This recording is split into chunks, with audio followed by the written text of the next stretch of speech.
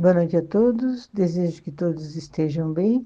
Nós vamos dar continuidade à leitura do livro Voltei, ditado pelo espírito Irmão Jacó. E este livro foi psicografado por Francisco Cândido Xavier. E o título deste capítulo é Incidente em Viagem. Se o homem soubesse a extensão da vida que o espera além da morte do corpo, certamente outras normas de conduta escolheria na Terra. Não me refiro aqui aos materialistas sem fé. Aliás, a maioria dos ateus não passa de grande assembleia de crianças espirituais necessitadas de proteção e ensinamento. Reporto-me com vigor aos que adotam uma crença religiosa, usando lábios e paixões, sem se afeiçoarem no íntimo às verdades renovadoras que abraçam. Nós mesmos, os que nos beneficiamos ao contato dos princípios do Espiritismo cristão, principalmente nós que ouvimos a mensagem dos que respiram noutros planos da vida eterna, se fôssemos menos palavrosos e mais cumpridores das lições que recebemos e transmitimos, outras condições nos caracterizariam além do sepulcro, porque a justiça indefectível nos espreita em toda parte e porque transportamos conosco, para onde formos, as marcas de nossos defeitos ou virtudes. Depois da sepultura, sabemos com exatidão que o reino do bem ou o domínio do mal moram dentro de nós mesmos. Então, todos nós que frequentamos uma religião assumimos maiores responsabilidades diante das leis divinas. E quando encarnados, podemos conhecer os ensinamentos do Cristo, mas nem todos praticam esses ensinamentos com dedicação, com amor. Muitos de nós enganamos a nós mesmos, mas, quando desencarnados, tomaremos ciência de quem fomos realmente durante a encarnação.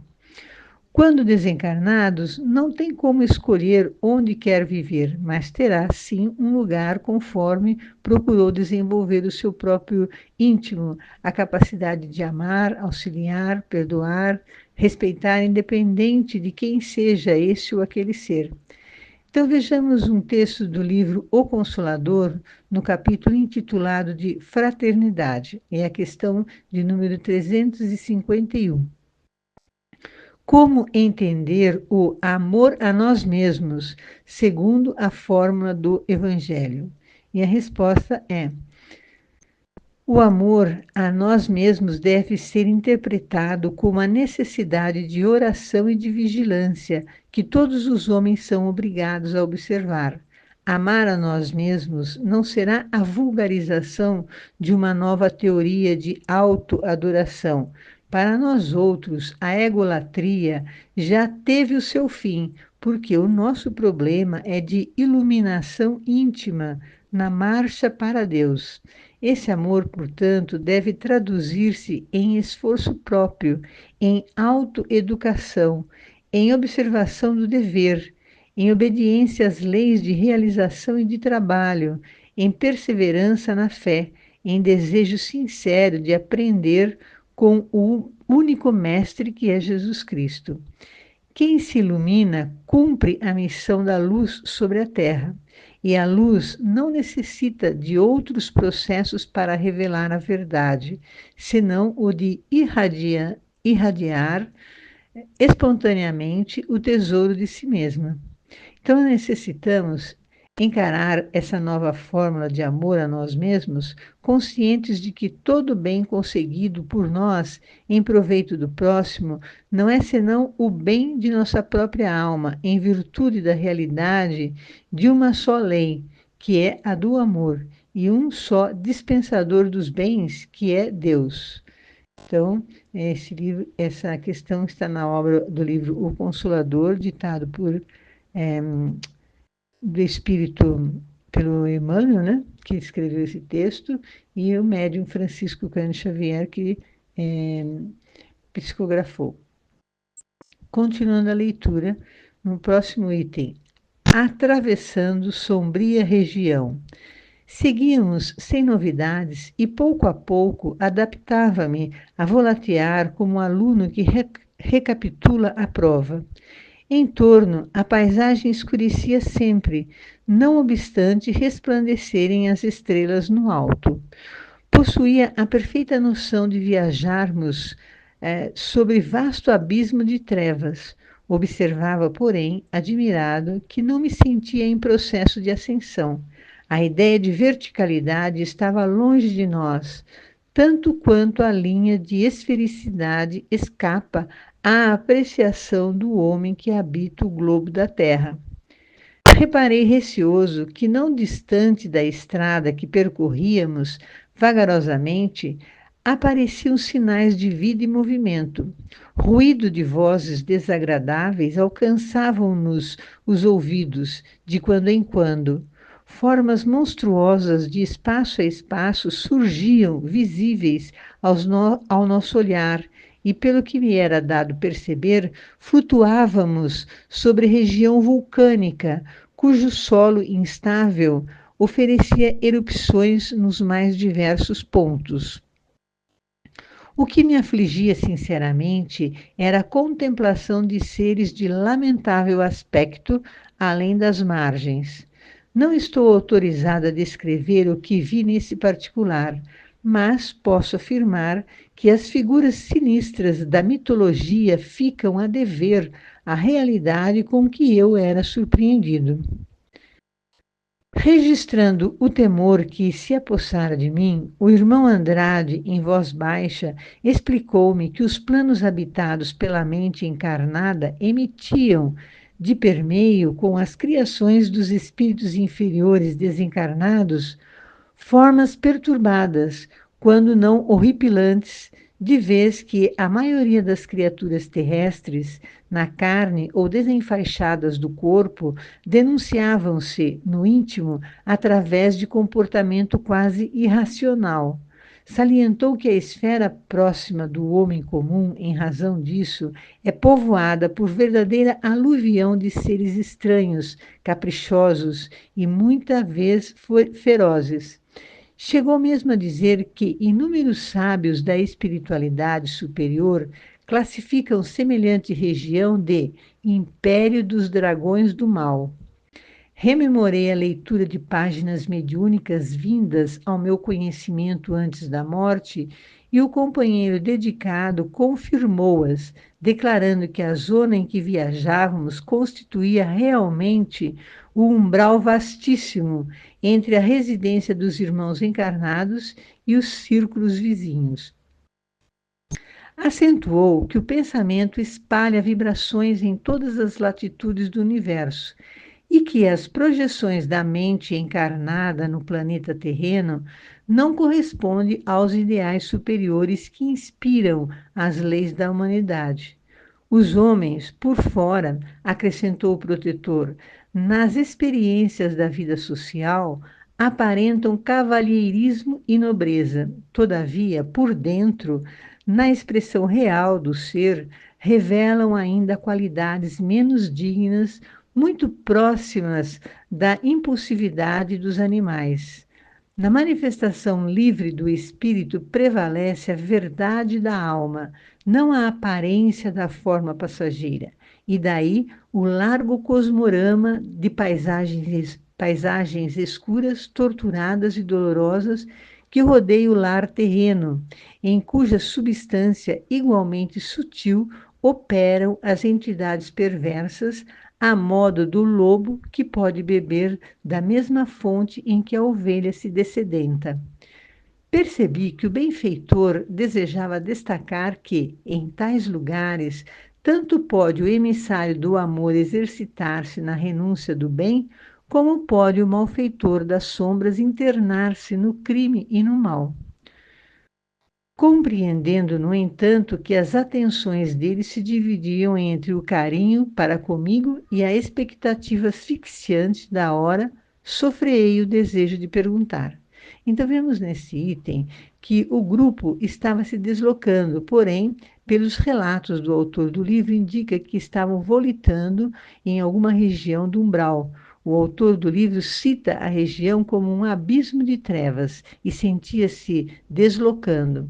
E também o grupo, nesse trajeto, sentia que havia vida nessa região, pois ouviam vozes desagradáveis e de vez em quando viam formas monstruosas. O solo era instável, como se fosse um lugar com lavas vulcânicas escorrendo na superfície, modificando-a. O autor não teve autorização para relatar tudo o que vivenciara nesta região, mas citou que figuras sinistras da mitologia eram menos assustadoras do que viam ali naquela região. O irmão Andrade explica ao Sr. Jacob que encarnados e desencarnados infelizes emitem imagens muito inferiores, horripilantes, e ambos apresentam comportamentos quase irracional. A imagem é criada pelo que pensam e se tornam visíveis a outros no plano espiritual. O que pensamos, emitimos em imagens. E o irmão Andrade também diz que sábios do plano espiritual denominam esta região pela expressão Império dos Dragões do Mal. O senhor Jacob conclui que estavam atravessando o umbral que fica entre o entorno do planeta e região mais organizada, mais equilibrada. No livro Nosso Lar é descrito a passagem de André Luiz pelo umbral. Há mais descrições dessa região e pelo que ele passou por esta região. O umbral é uma passagem, pois ela está no entorno da Terra, né? Não necessariamente o que passaram neste livro não quer dizer que seja exatamente igual o mesmo local onde se passa a história do Nosso Lar.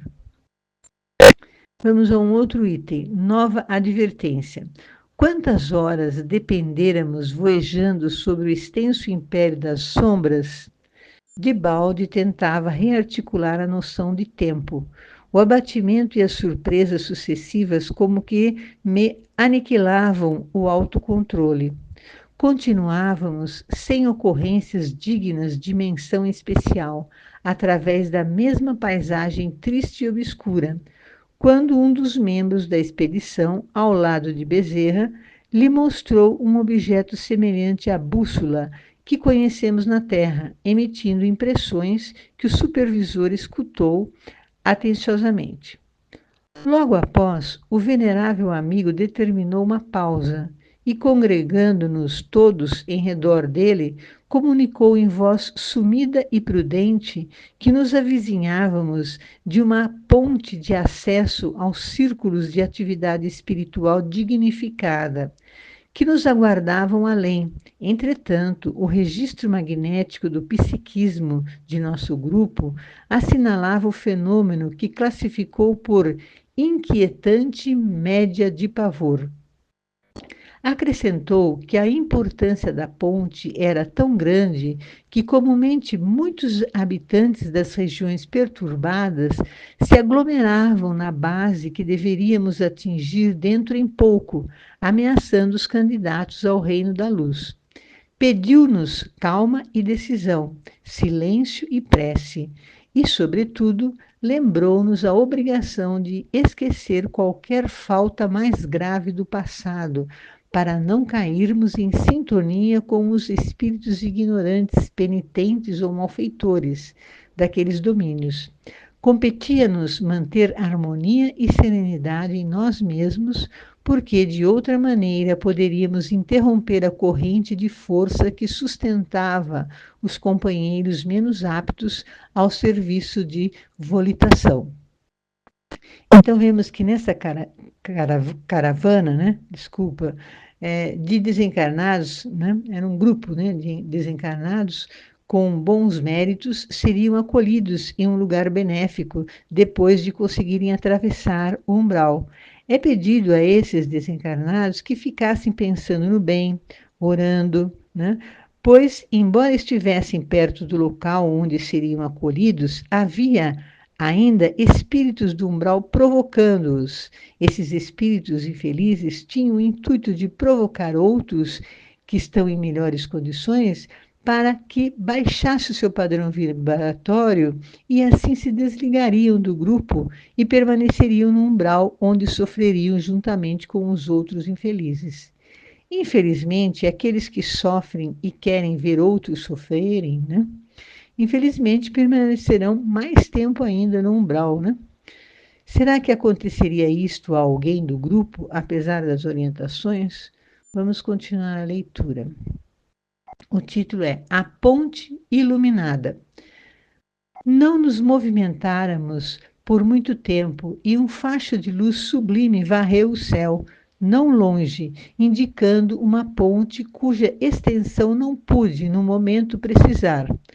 Tão formosa e tocante foi a revelação no horizonte próximo que muitos nos pusemos em pranto. A emotividade não provinha apenas da claridade que nos tocara os olhos. Comovente mensagem de amor transparecia daqueles raios brilhantes que percorreram o firmamento, copiando a beleza de um arco-íris móvel.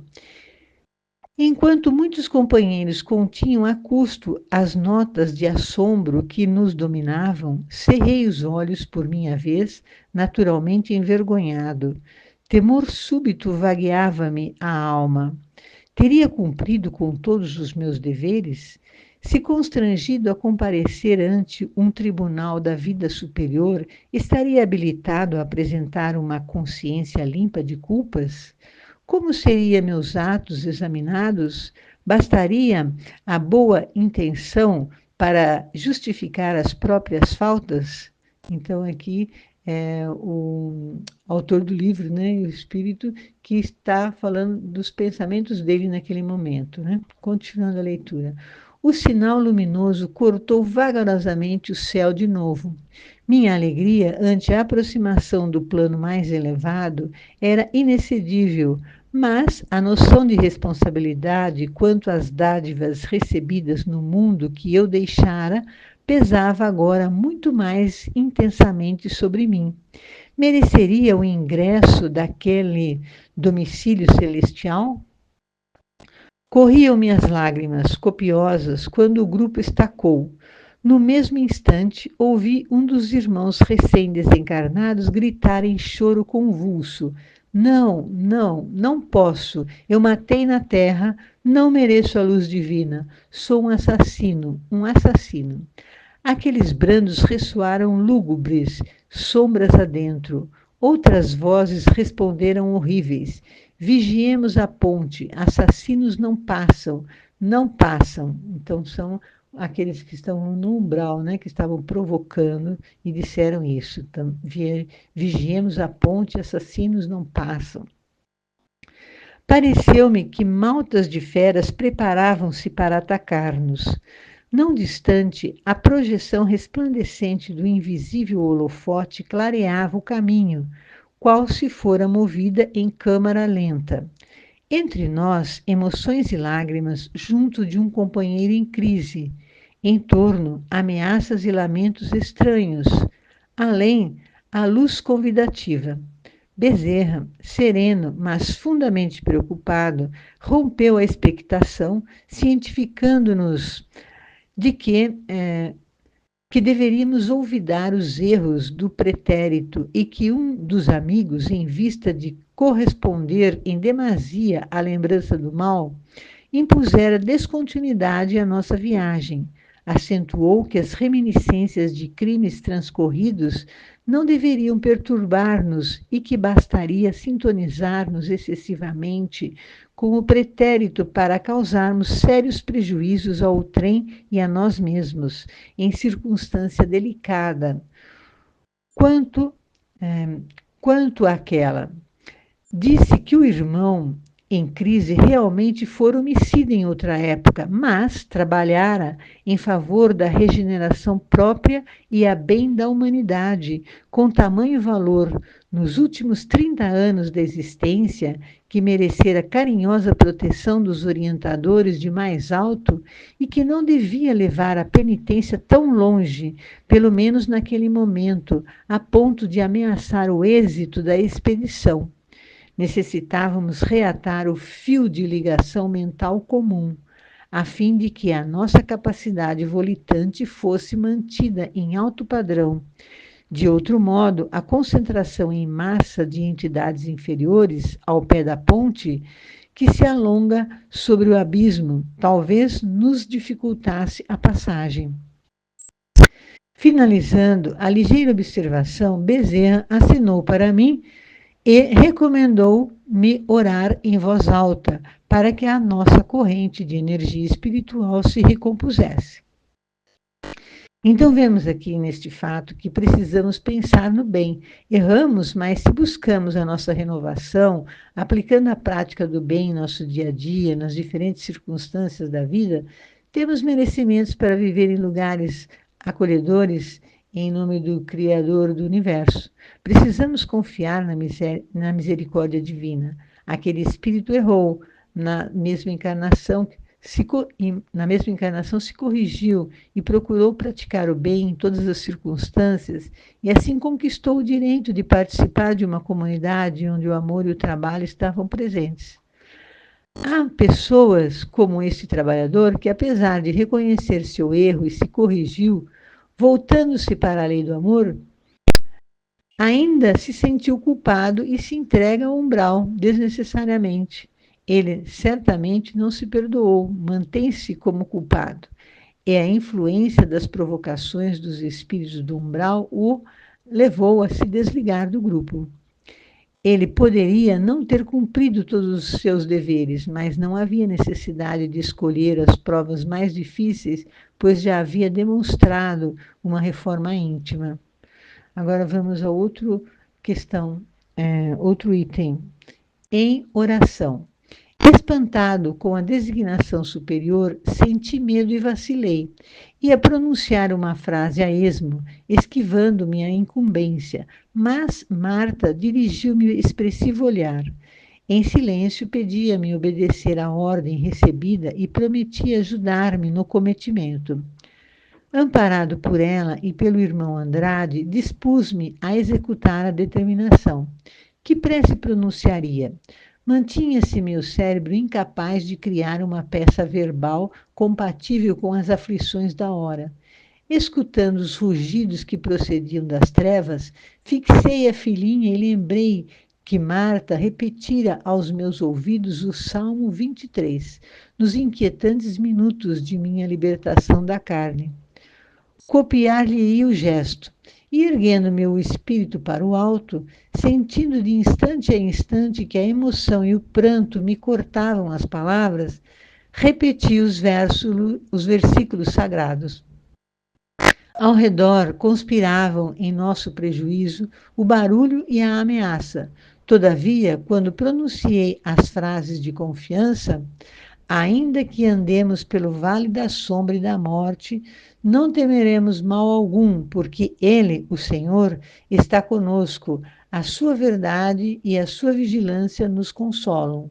Nosso grupo, com Bezerra à frente, levitou sem dificuldade e ganhamos a ponte atravessando-a a poucos pés de altura acima do arcabouço em que é estruturada, conservando o espírito em prece expectante, como se pesada força de imantação nos atraísse fortemente para o abismo. Que lápis do plano carnal conseguiria descrever a nossa sensação de contentamento e alívio?